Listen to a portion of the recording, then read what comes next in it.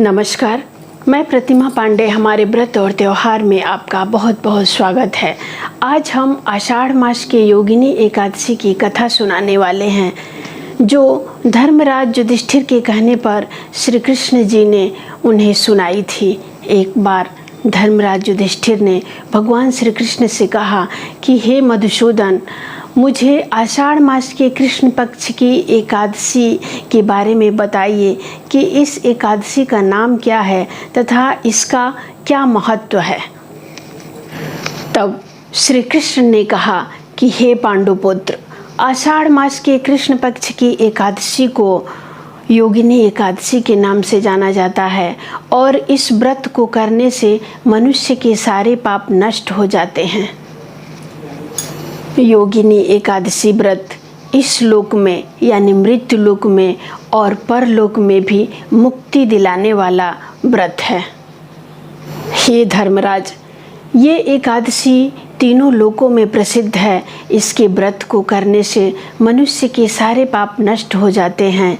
मैं इसकी एक कथा तुम्हें विस्तार पूर्वक सुनाता हूँ, तुम ध्यान से सुनो। अलकापुरी नगरी में कुबेर नाम का एक राजा राज्य करता था। वह राजा शिव भक्त था। उस राजा का एक सेवक था जिसका नाम था हेममाली। उसका कार्य था कि राजा को पूजा के लिए पुष्प लाना, और वह एक यक्ष था। उसकी एक सुंदर पत्नी थी जिसका नाम था विशाला। विशाला बहुत ही सुंदर स्त्री थी। हेममाली नित्य मानसरोवर से पुष्प तोड़कर लाता और राजा को देता था। एक दिन वह मानसरोवर से पुष्प लाकर अपने घर आया और अपनी पत्नी से बातचीत करते करते उसको समय का पता ही नहीं लगा। दोपहर हो गया और वह पुष्प राजा को नहीं पहुंचा सका। राजा पुष्प का इंतजार कर रहे थे। दोपहर हो जाने पर उन्होंने अपने सेवक को हेममाली के घर भेजा कि पता लगाओ कि हेममाली कहाँ है, अभी तक पुष्प लेकर क्यों नहीं आया।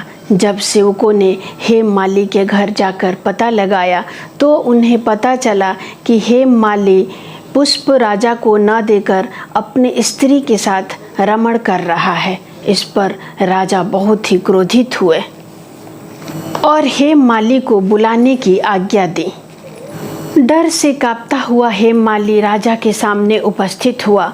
राजा बहुत ही क्रोधित हुए और उन्होंने हेममाली से कहा कि अरे दुष्ट, तूने मेरे पूज्य देवों के देव महादेव का अपमान किया है, इसलिए मैं तुझे श्राप देता हूँ कि तू अपनी पत्नी के वियोग में भटकेगा और मृत्यु लोक में जाकर कोढ़ी का जीवन व्यतीत करेगा। राजा के श्राप से हेममाली स्वर्ग से पृथ्वी पर आ गिरा और कोढ़ी के रोग से ग्रसित हो गया और अपनी स्त्री से भी बिछड़ गया। मृत्यु लोक में आकर उसने भयंकर कष्ट भोगे, किंतु शिव की कृपा से उसका मन मलिन नहीं हुआ था। नेक कष्टों को भोगता हुआ और अपने कुकर्मों को याद करता हुआ हेममाली हिमालय पर्वत की तरफ जाने लगा। चलते चलते हेममाली मार्कंडेय ऋषि के आश्रम में पहुंचा। वहां पर वह मार्कंडेय ऋषि को देखा जो अपनी वृद्ध अवस्था में थे और दूसरे ब्रह्मा के समान प्रतीत हो रहे थे। उनका आश्रम भी ब्रह्मा की सभा के समान ही लग रहा था। ऋषि को देखकर हेममाली उनके समीप पहुंचा और उन्हें प्रणाम किया। प्रणाम करने के बाद हेममाली मार्कंडेय ऋषि के चरणों में गिर गया। उसको देखकर मार्कंडेय ऋषि ने कहा कि तुमने कौन सा ऐसा पाप किया है जिसे तू कोढ़ी रोग से ग्रसित हो गया है।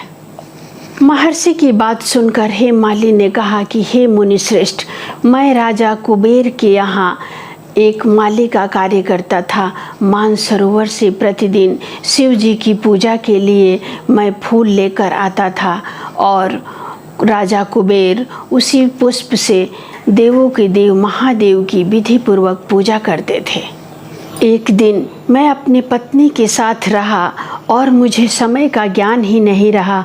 दोपहर हो चुका था, किंतु मैं राजा को पुष्प नहीं पहुंचा पाया। इस पर क्रोधित होकर राजा ने मुझे श्राप दिया कि तुम अपनी स्त्री के वियोग में तड़पोगे और पृथ्वी पर जाकर तुम कोढ़ी का जीवन व्यतीत करोगे। इसी कारण मैं कोढ़ी हो गया हूँ और भयंकर कष्ट भोग रहा हूँ। अतः आप कृपा करके मुझे कोई उपाय बताएं जिससे मेरी मुक्ति हो जाए। मार्कंडेय ऋषि ने कहा कि हे माली, तूने मेरे सम्मुख सत्य वचन कहे हैं, इसलिए मैं तुम्हें इससे उद्धार के लिए एक व्रत बतलाऊंगा।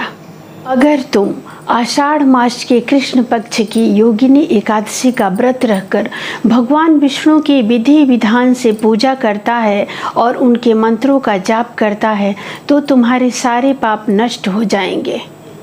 महर्षि की बातें सुनकर हेमाली बहुत ही प्रसन्न हुआ और उसने आषाढ़ मास के कृष्ण पक्ष की योगिनी एकादशी का व्रत रखकर भगवान विष्णु की विधि पूर्वक पूजा की, उनके मंत्रों का जाप किया।